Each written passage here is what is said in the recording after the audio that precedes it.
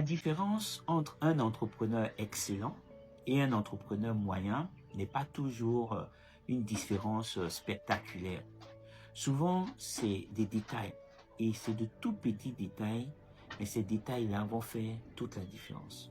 Et donc, dans cette vidéo, je vais te parler d'une approche simple que les entrepreneurs excellents appliquent dans leur façon de faire tous les jours, donc de manière systématique, et qui va les amener à obtenir des résultats qui sont de plus en plus grands.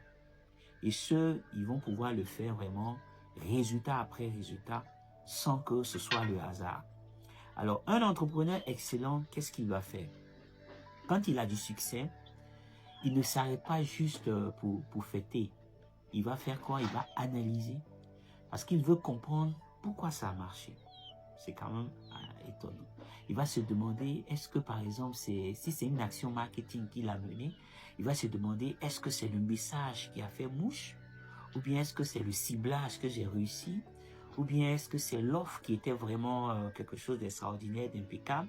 Il va se demander, est-ce que c'est le canal de diffusion que j'ai utilisé qui était bon? Ou bien c'est même le timing dans lequel j'ai mené l'action qui a marché? Donc il va disséquer son succès comme une scène de crime. Et quand il va trouver ce qui a fonctionné, il va reproduire cela de manière exagérée, avec encore plus d'intensité pour obtenir plus de résultats. De la même manière, quand il échoue, il ne va pas paniquer. L'entrepreneur excellent, il va appliquer exactement la même logique. Il va faire l'autopsie de son échec. Il ne va pas prendre cet échec-là comme un échec personnel. Il ne va pas changer de direction juste sur un coup de tête. Il va faire quoi? Il va regarder aussi ce qui n'a pas marché. Et il va essayer de corriger, de tester, d'ajuster. Donc, un entrepreneur excellent, il ne s'arrête pas sur un échec comme si c'était un verdict. Voilà, il va essayer de disséquer pour comprendre. Pour lui, chaque résultat est un cas d'étude. Ce n'est pas un verdict, c'est un cas d'étude. Mais l'entrepreneur moyen, lui, quand il réussit, il va se contenter de dire ah, c'est cool, c'est bien, je suis très bon, voilà, je suis bon. Et il va continuer comme avant, sans comprendre vraiment ce qui a déclenché son succès.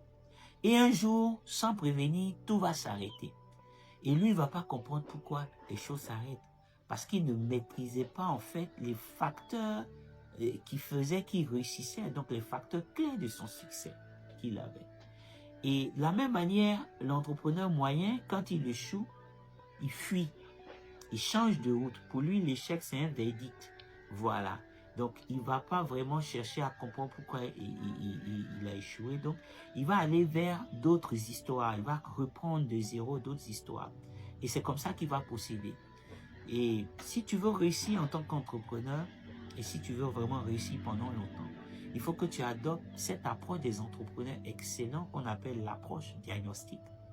Et ça va te permettre de pouvoir vraiment continuer à réussir. Tu dois pouvoir tout analyser, répéter ce qui marche, corriger ce que tu rates, parce que sinon, ton business va rester comme un peu un jeu de hasard, comme si on était dans le casino, où voilà, on ne contrôle rien, on ne maîtrise rien vraiment. Donc, abonne-toi et on va continuer la route ensemble. Merci beaucoup.